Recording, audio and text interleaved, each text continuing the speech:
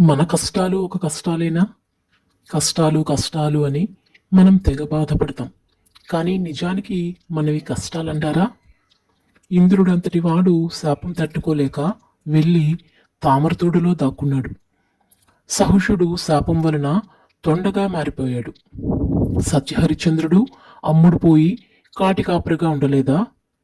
హరిభక్తుడైన పరమ భాగవతోత్తముడు ప్రహ్లాదుడు తన సంపదలు కోల్పోయి గాడిదగా మారి ఊక తిన్నాడు. పాండవులు అడవులు పాలయ్యారు. వేరేవాడి దగ్గర ఆవులు కాచారు, గుర్రాలను మేపారు, వంటలు వండారు, సేవ చేశారు. నలుడు భార్యను కూడా కోల్పోయి తన శౌర్యం కోల్పోయి అడవుల్లో తిరిగాడు. దేవతలు తమ ప్రతిభ కోల్పోయి తలా ఓ దిక్కు పారిపోయి వందల సంవత్సరాలు దాక్కున్నారు.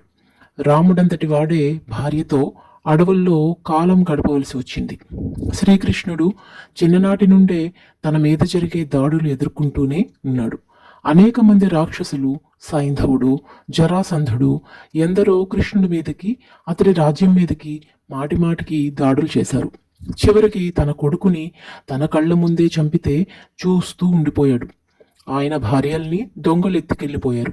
రుక్మిణికి అర్జునుడు చితిపేర్చితే యోగ విద్య ద్వారా ఆ మంటల్లోకి ఆహుతి అయింది.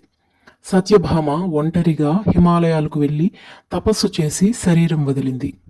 పెళ్ళైంది మొదలు ఎన్నో కష్టాలు పడిన కుంతీదేవి ధృతరాష్ట్రుడితో సహా అగ్నికీలల్లో ఆహుతైపోయింది.